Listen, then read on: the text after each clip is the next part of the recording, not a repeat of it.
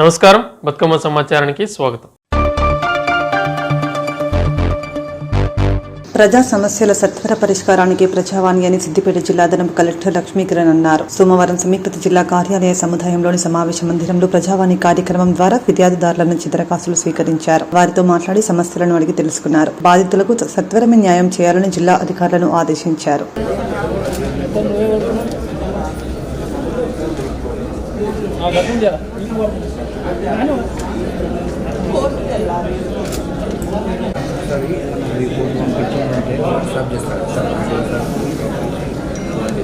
మధ్యలో కొంచెం బ్రేక్ వచ్చినప్పుడు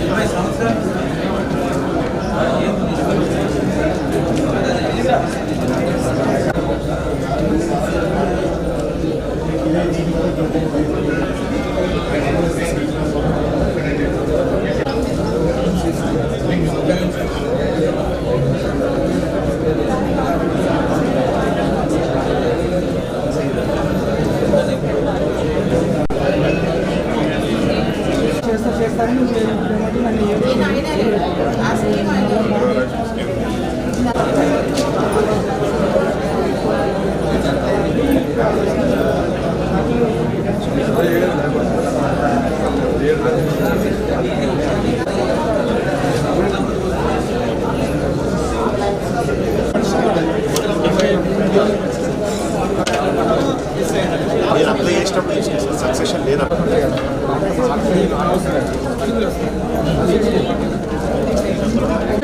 దాంట్లో ఒక ఐడి నెంబర్ వస్తుంది. అది ఏమో గారికి. అలాగే సెకండ్ థింగ్ ఏంటంటే మెయింటెనెన్స్. ఈ ఐడిఓసి మెయింటెనెన్స్ ఎవరు కూడా ఏమి ఇవ్వట్లేదు. అది ఇండోర్స్ నుంచి చెల్లాల మాత్రం తీసి కింద పడేస్తున్నారు. మెయింటెనెన్స్ ఇచ్చేది లేదు, చెత్త తీసుకొచ్చి కింద పడేస్తున్నారు.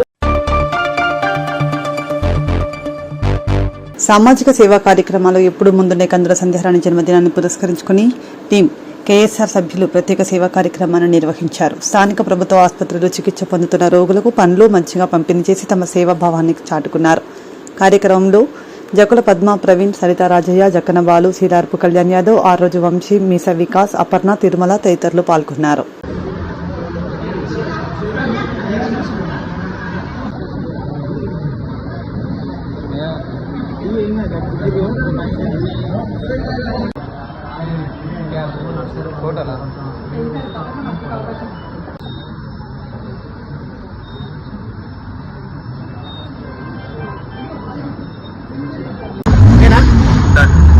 అందరికీ జై శ్రీరామ్. ఈరోజు పుట్టినరోజు జరుపుకునేటువంటి మా భారతీయ జనతా పార్టీ రామగుండం ఇన్ఛార్జ్ అయినటువంటి కందుల సంధ్యారాణి గారు, ఓబీసీ మోర్చా రాష్ట్ర ఉపాధ్యక్షురాలైనటువంటి మా కందుల సంధ్యారాణి గారికి ముందుగా జన్మదిన శుభాకాంక్షలు తెలుపుకుంటూ మా కేఎస్ఆర్ టీం తరఫున ఆమెకు హ్యాపీ బర్త్డే చెప్తున్నాము. అంతేకాకుండా లింగపూర్ నుండి ఆమె రాజకీయం మొదలుపెట్టి అన్ని గ్రామాలలోనూ మరియు కార్పొరేషన్ డివిజన్లో ప్రతి గడపన ఆమె ఒక ఇంటి ఆడబిడ్డగా ఒక స్థానం సంపాదించుకుంది. అట్లా అన్ని ఊర్లలో, అన్ని మండలాలలో, అన్ని కార్పొరేషన్ డివిజన్లలో ఆమె తన ఒక ఆడబిడ్డగా ఒక ఇంటికి, ప్రతి ఇంటికి తను ఒక ఆడబిడ్డగా స్థానాన్ని సంపాదించుకోవడం అనేది ఒక గొప్ప విషయంగా మేము భావిస్తున్నాము. అట్లాగే రాజకీయాల్లోకి ఎవరైనా వస్తారు, ఒక లీడర్ అనేది ఒక కార్యకర్త గుండెల్లో, ఒక అభిమాని గుండెల్లో స్థానం సంపాదించుకోవాలంటే అది అందరికీ సాధ్యం కాదు. అట్లాంటిది ఒక స్థానాన్ని సంపాదించుకున్నటువంటి నాయకురాలు, ఒక మహిళా నాయకురాలుగా కందుల సంధ్యారాణి చెప్పుకోవచ్చు మనము. ఈరోజు మా కేఎస్ఆర్ టీం తరఫున కార్పొరేషన్ డివిజన్లో ఉన్నటువంటి గవర్నమెంట్ హాస్పిటల్లో ఆమె పేరు మీద మేము పండ్ల పంపిణీ కార్యక్రమం చేపట్టాము. దానికి మా కేఎస్ఆర్ టీం అక్క చెల్లెలు, అన్నదమ్ములం అందరూ కలిసి ఈ ప్రోగ్రామ్ని మేము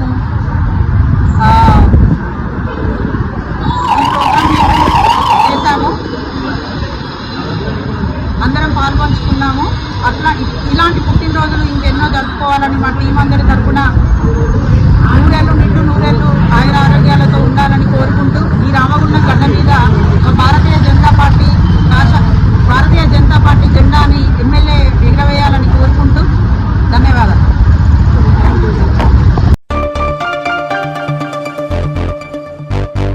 కార్మిక సమస్యల పరిష్కారం కోసం అన్ని కార్మిక సంఘాలను కలుపుకొని ఐక్య పోరాటాలు నిర్వహించాలని సిఐటియు రాష్ట్ర ప్రధాన కార్యదర్శి తుమ్మల రాజారెడ్డి కోరారు. గోదావరికని శ్రామిక భవన్లో నిర్వహించిన సింగరేణి కాలేజెస్ ఎంప్లాయీస్ యూనియన్ కార్యకర్తల సమావేశంలో ఆయన మాట్లాడారు. జేఏసీ ఏర్పాటు చేసి ఉమ్మడి నిర్ణయంతో పోరాటాలు చేపట్టాల్సిన సమయంలో ఏఐటియుసి ఒంటరిగా సమ్మె నోటీస్ ఇవ్వడం సరైన విధానం కాదని విమర్శించారు.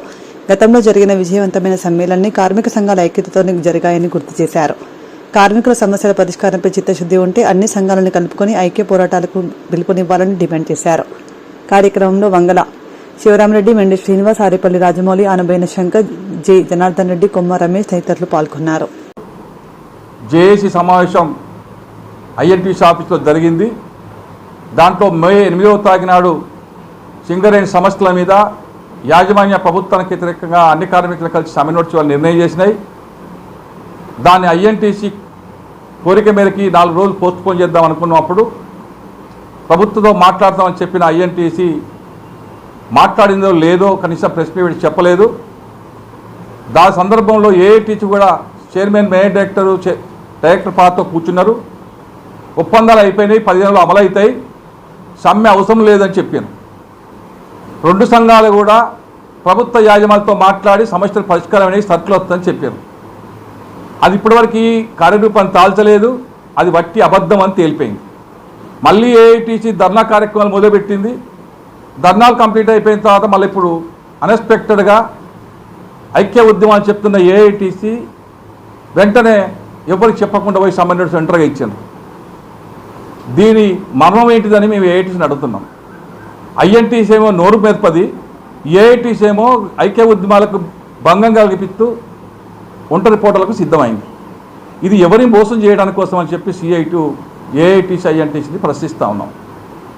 ఎట్లాగూ ఈ 2-3 రోజులలో ప్రభుత్వం ఈ 2-3 సమస్యలు పరిష్కరిస్తుందని చెప్పి హామీ దొరకడం వల్ల మేము సమ్మె నోటీస్ ఇస్తేనే ఇలా సమస్యల పరిష్కారం అని చెప్పడం కోసం ప్రయత్నం చేస్తున్నారని అంటున్నాం ఏఐటీసీని.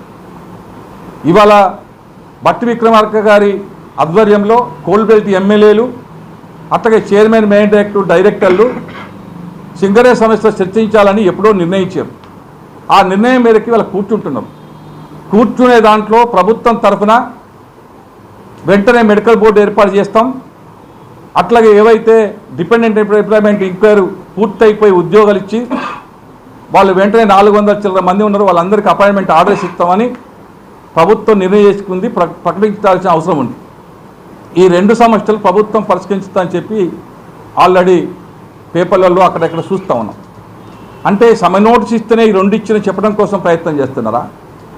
మరి 21 డిమాండ్ల మీద సమ్మె నోటీస్ ఇచ్చినప్పుడు మీకు తెలియదా సింగరేణిలో ఐక్య ఉద్యమాలు తప్ప ఒంటరి పోరాటాలు పనికిరావని? ఈ మధ్యకాలంలోనే కార్మికులు ఐక్యతగా ఉన్నారు. 2 సమ్మెలు విజయవంతం అయినాయి. అన్ని కార్మిక సంఘాలు ఒక తాటి కంటే సింగరేణి కార్మికులు 95% సమ్మెలో పాల్గొన్నారు. మీరు కార్మికుల ఐక్యతను చెడగొట్టాలనుకుంటున్నారా? ప్రభుత్వ యాజమాన్యం దగ్గర లబ్ధి ఉండడం కోసం సమ్మె నోటీస్ ఇచ్చి పోజులు పెట్టి పోరాట పోజులు పెట్టడం కోసం ఒక ఏఐటీసీ తాపత్రయపడుతూ ఉంది.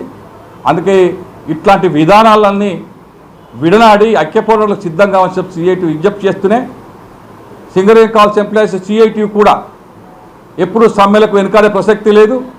మీరు పిలిచినా పిలవకపోయినా కార్మిక సమస్యలు పరిష్కరించడంలో, అన్ని ఉద్యమాలు చేయడంలో అగ్రభాగాన సిఐటి ఉంటుంది.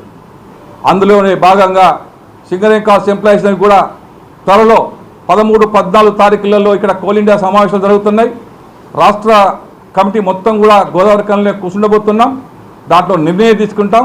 సొంతింటి కార్యక్రమం అమలు కోసం, బినామీ పేర్ల మార్పు సరిదిద్దుల కోసం, అట్లాగే ఏవైతే కొత్త ఉద్యోగాలు, మెడికల్ బోర్డు, మెయిన్గా మైనింగ్ కార్మికులకు సంబంధించిన డిప్లొమా క్యాండిడేట్లకు ప్రమోషన్ పాలసీలు లేవు.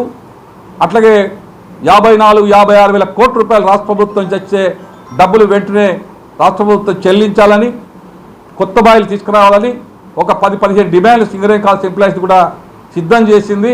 ఈ కార్యరూపం చేసుకొని 13, 14 తారీఖులలో నిర్ణయం తీసుకొని సింగరేణి కాలేజ్ ఎంప్లాయీస్ని కూడా సింగరేణికి సమ్మె నోటీసు లేబర్ డిపార్ట్మెంట్కి ఇస్తామని చెప్పి కార్మిక వర్గాన్ని తెలియజేస్తున్నాం. అట్లాగే ఏఐటీసీ, ఐఎన్టీసీ కూడా మీ దృక్పథాన్ని విడనాడి కార్మిక సమస్యల పరిష్కారం కావాలనుకుంటే ఐక్య ఉద్యమాలకు సిద్ధమయ్యే కావాలని చెప్పి కోరుతూ సొంతింటి కార్యక్రమాన్ని ఎట్టి పరిస్థితుల్లో కూడా అమలయ్యేంత వరకు CI2 అగ్రభాగాన కొట్లాడుతుంది.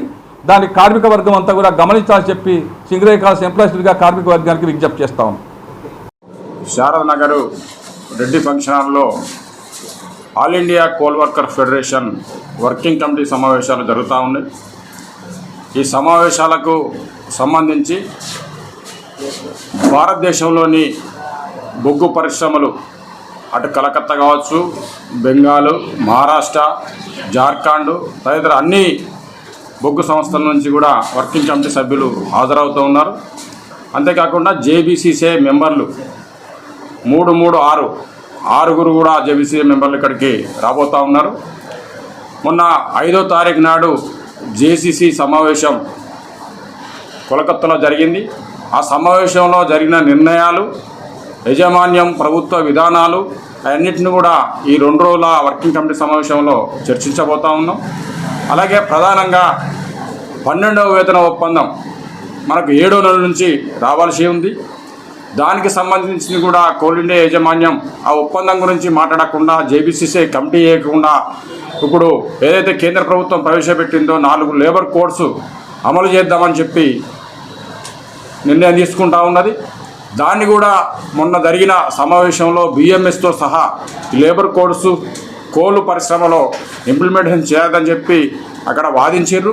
అలాగే JCC సమావేశంలో JBCCI 12వ JBCCI సమావేశం కూడా ఏర్పాటు చేసి వేతనాలు కూడా నిర్ణయించాలని చెప్పి అన్ని కార్మిక సంఘాలు కూడా డిమాండ్ చేసినాయి. ఈ నేపథ్యంలో ఈ వర్కింగ్ కమిటీ సమావేశంలో జాతీయ నాయకులు, ఇండియా మొత్తం కూడా కోల్కు రంగానికి సంబంధించిన పెద్ద లీడర్లు అందరూ కూడా ఈ 2 రోజుల సమావేశంలో పూర్తి స్థాయిలో చర్చించి నిర్ణయం తీసుకొని పోరాట రూపకల్పన చేసేది ఈ గోదావరికంలో జరుగుతూ ఉంది. అలాగే కార్మికులందరూ కూడా ఏదైతే 13వ తారీఖు నాడు వర్కింగ్ కమిటీ సమావేశం 13వ తారీఖు నాడు మొదలైతే 14వ తారీఖు మధ్యాహ్నం వరకు కూడా ఈ సమావేశాలు జరుగుతాయి. ఈ సమావేశంలో జరిగిన నిర్ణయాలన్నింటినీ కూడా కార్మికులకు తెలియజేసేందుకు అదే రోజు సాయంత్రం 4 గంటల నుంచి కార్మిక వర్గానికి కూడా పూర్తి స్థాయిలో తెలియజేస్తాం పోరాట రూప కార్యక్రమాలను. అందుకని ఈ వర్కింగ్ కమిటీ సమావేశాలను గోదావరికంలో ఉన్న సింగరేణి కార్మిక వర్గం మొత్తం కూడా మీరు 14వ తారీఖు నాడు మధ్యాహ్నం 4 గంటల వరకు రెడ్డి ఫంక్షన్ హాల్ శారద నగర్ రావాలని చెప్పి ప్రతి ఒక్క కార్మికులకు వచ్చి విజయవంతం చేయాలని చెప్పి కందుల సంధ్యారాణి జన్మదినోత్సవ సందర్భంగా గోదావరికని పట్టణంలో రెడ్ క్రాస్ సొసైటీ సహకారంతో రక్తదాన శిబిరం నిర్వహించారు. 38వ డివిజన్ బీజేపీ నాయకులు హర్షబోడిద, వెంకటేష్ హనుమాన్ ఆధ్వర్యంలో జరిగిన కార్యక్రమంలో పలువురు యువకులు స్వచ్ఛందంగా రక్తదానం చేశారు. రక్తదానం ద్వారా ప్రాణాలను కాపాడవచ్చని నిర్వాహకులు పేర్కొన్నారు. కార్యక్రమంలో మండల అధ్యక్షులు భూమయ్యతో పాటు సుభాష్, నరేష్, నర్సయ్య, అపర్ణ, శివరాం, కుమార్, శ్రీకాంత్, రాహుల్ తదితరులు పాల్గొని రక్తదాతలను అభినందించారు. సేవా కార్యక్రమాలతో కందుల సంధ్యారాణి జన్మదినాన్ని నిర్వహించడం అభినందనీయమని వారు తెలిపారు.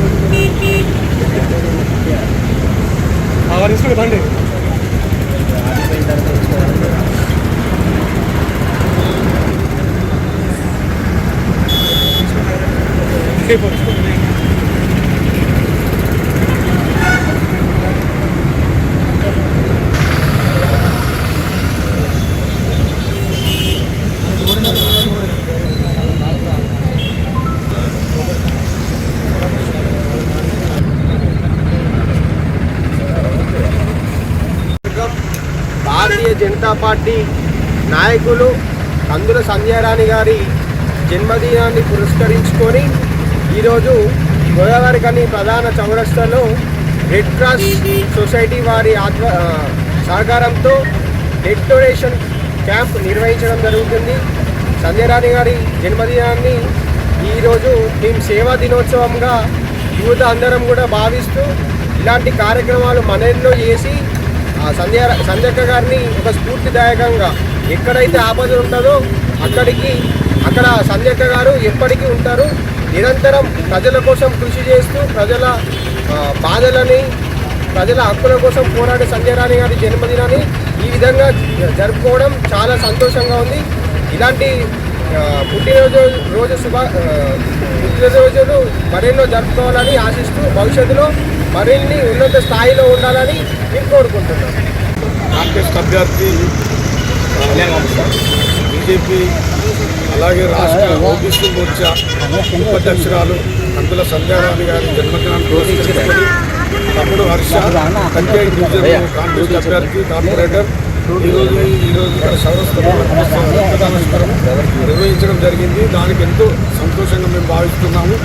ఇట్లాంటి కార్యక్రమాలు ఇంకా మరెన్నెన్నో చేయాలని చెప్పి సంజక్క గారికి జన్మదిన శుభాకాంక్షలు తెలియజేస్తున్నాం.